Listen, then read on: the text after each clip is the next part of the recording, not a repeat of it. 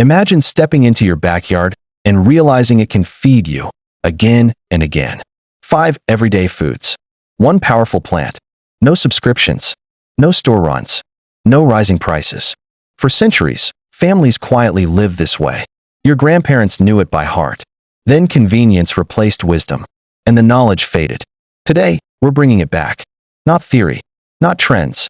Simple plants you can grow, harvest, and replant year after year. Stay with me, because by the end of this video, you'll know exactly how to reclaim a small, steady kind of freedom right where you live. The secret of food that grows itself. Long before seed packets and garden centers, people noticed something simple and almost magical. Food doesn't always end when you cut it. Some plants are designed to begin again. What most people throw into the trash, scraps, stubs, and ends, can quietly turn into tomorrow's meal. Take celery, for example. That pale base at the bottom of the stalk looks finished, but place it in a shallow bowl of water on a sunny windowsill, and within days, fresh green leaves begin to rise from the center. Move it to soil, and it keeps going. A potato with tiny eyes isn't going bad, it's waking up. Cut it so each piece has an eye. Plant it, and one potato can become many. Those carrot tops you trim and toss. Set them in water, and they'll sprout feathery greens, perfect for soups, pestos, or simply to remind you that life wants to grow. A single garlic clove, planted point up in soil, multiplies into a full bulb. And that lettuce base left on your cutting board? Give it light, water, and patience. It will reward you with fresh leaves again and again. This is the secret our grandparents understood. Food is not just something you buy. It's something you partner with.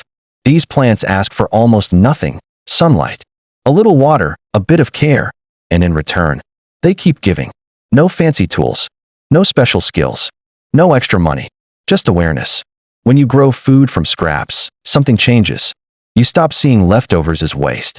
You start seeing them as potential. And that shift, small as it seems, brings confidence, calm, and a quiet joy that store shelves can't offer. You don't need acres of land. A windowsill, a pot, a corner of soil is enough to begin. Have you ever grown vegetables from leftovers? Comment your favorite. Let's compare tips and learn from each other. The one powerful plant they didn't want you to know. There's one plant many families once relied on, but today, it's often overlooked, trimmed away, or ignored. Not because it lacks value, but because its power is quiet, humble, and hard to sell in a bottle. That plant is sweet potato leaves. Most people know the sweet potato for what's underground. But for generations, what grew above the soil mattered just as much. The leaves were steamed, sautéed, added to soups, or simply cooked with a little oil and salt. They weren't called a superfood. They were just food. Yet these tender green leaves are naturally rich in vitamins A, C, and B complex, along with iron, calcium, fiber, and antioxidants that help the body stay strong, steady, and resilient. Older gardeners valued them because they provided gentle, natural nourishment, supporting energy, digestion, and the body's everyday defenses without harsh side effects. No powders, no pills, no complicated instructions. And here's the part that feels almost unbelievable today. They're one of the easiest plants on earth to grow. You don't need special seeds. You don't need fertilizer. You don't even need money. Take a sweet potato from your kitchen. Place it halfway in water or directly into soil.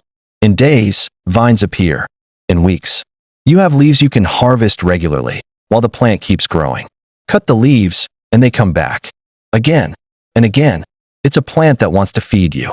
Many seniors remember a time when energy came from the garden, not from a label on a package. Sweet potato leaves don't promise miracles, but they quietly support the body, the way real food always has. Gently, steadily, and naturally. Growing them reconnects you to that wisdom. It turns your yard, or even a simple container, into a living source of nourishment. And there's something deeply comforting about stepping outside and picking what your body needs. No rush, no pressure, just growth. Would you grow a plant that gives you vitamins, steady energy, and everyday nourishment right in your yard? Tell us which plant excites you most. The lost wisdom of our grandparents. There was a time when nothing in the kitchen was wasted. Not because people were poor, but because they were wise. Our grandparents didn't call it sustainability or self-reliance. It was simply how life worked. After a meal, Scraps didn't go straight to the trash. Onion bottoms were set aside. Seeds were dried on windowsills. Cuttings were tucked into jars of water. Gardens weren't just planted once a year, they were managed, watched, and renewed. Many grandparents could look at a single harvest and already see the next one. They saved seeds from the strongest plants. They learned which leaves grew back faster, which roots multiplied, and which herbs thrived with almost no attention. Every garden had a purpose: to stretch meals, lower costs, and keep the household steady through uncertain times. This knowledge was passed quietly, through watching, helping, and doing.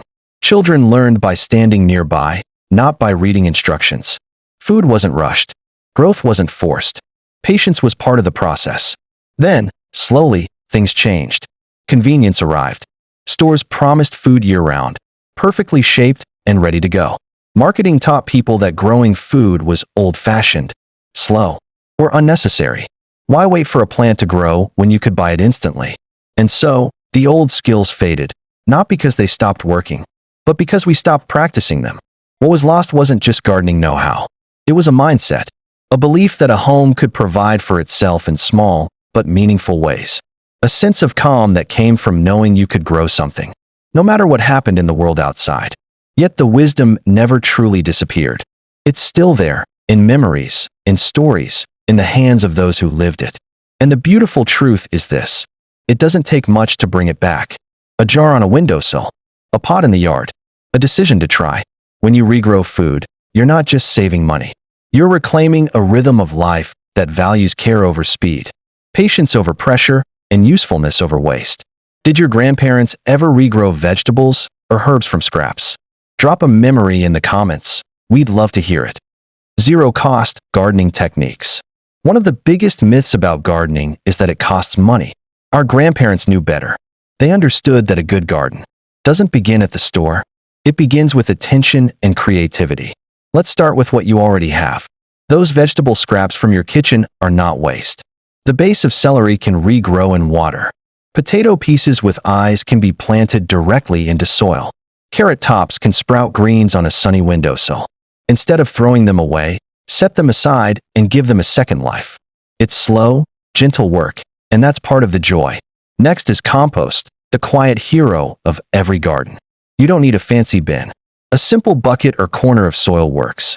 Vegetable peels, eggshells, coffee grounds, and tea leaves all break down over time, turning into rich food for your plants.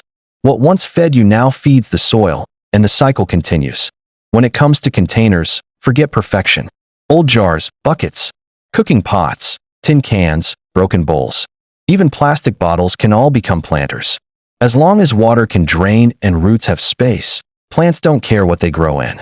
Many seniors find container gardening easier on the body. No bending, no digging, just tending at a comfortable height.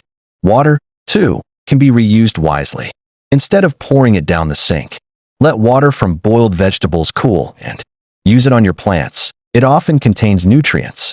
Use tea bags, buried just under the soil. Slowly release moisture and organic matter, helping plants stay hydrated longer. These small habits save effort and make every drop count. The beauty of zero-cost gardening is that it grows at your pace. A single pot on a porch, a few jars by a sunny window, a small raised bed you can reach easily. Gardening doesn't have to be big to be meaningful. For many seniors, these small gardens become daily companions, something to check on each morning, something alive that responds to care. They offer routine, purpose, and quiet satisfaction. No pressure to be perfect, no rush to harvest everything at once. Just steady, manageable growth. And every time you grow something from almost nothing, you prove an old truth. Abundance doesn't always come from having more. It comes from using what you already have. What's the strangest or most creative container you've ever grown something in? Socks, teacups, old buckets? Share below, and let's inspire each other. Why did they erase it? No one came knocking on doors to take this knowledge away. It faded in a quieter, more subtle way. As the modern food industry grew, it learned something important. It's easier to sell food than to teach people how to grow it. Advertisements promised convenience, speed, and perfection. Vegetables without dirt, meals without waiting, solutions without effort. Slowly, growing food was framed as old-fashioned, unnecessary, even inconvenient. Why regrow lettuce when you can buy a new head every week? Why plant garlic when it comes neatly packaged? Over time, the message sank in: buying is better than growing. But what was really lost wasn't just a skill, it was independence. When people stopped growing food, even in small ways, they became more dependent on stores, prices, and systems they couldn't control. The garden shrank, and so did a quiet sense of confidence. Our grandparents understood something deeper. Growing food wasn't about rejecting progress. It was about keeping options. It was a form of insurance, dignity, and self-respect. A way of saying, I can still provide something for myself. For seniors today, reclaiming this wisdom can be deeply meaningful. A pot of regrown herbs or a vine of sweet potato leaves isn't just food. It's proof that you still know how to nurture life. It's frugality without sacrifice, health without pills, independence without noise. And the truth is, this knowledge was never destroyed. It was simply buried under convenience. It's still alive, in your hands, in your memories, in the habits you once watched and practiced. Every time you regrow a vegetable from scraps, you quietly push back against the idea that everything must be bought. You remind yourself, and anyone watching, that simple wisdom still works. This isn't about going backward. It's about carrying the best of the past forward. And when younger generations see seniors growing food from almost nothing, something powerful happens. Wisdom transfers. Confidence spreads. A lost rhythm begins to return. If you could teach one younger person how to regrow food for free, what would it be? Share your advice in the comments. We want to learn from you. Let's pause and remember what you've just seen. 5 everyday foods. 1 powerful plant. And a way of growing that costs almost nothing, yet can keep giving for a lifetime. This isn't about turning your home into a farm. It's about starting where you are. A windowsill. A jar of water. A single pot outside the door. Small beginnings are how real change always starts. When you regrow food, you're doing more than growing plants. You're restoring a habit that brings calm, purpose, and confidence. You're proving that wisdom doesn't expire with age, it deepens. Every leaf that grows back is a reminder that life still responds to care. You don't need perfect soil. You don't need perfect health. You don't need perfect timing. Just begin. Pick one scrap today. Set it in water.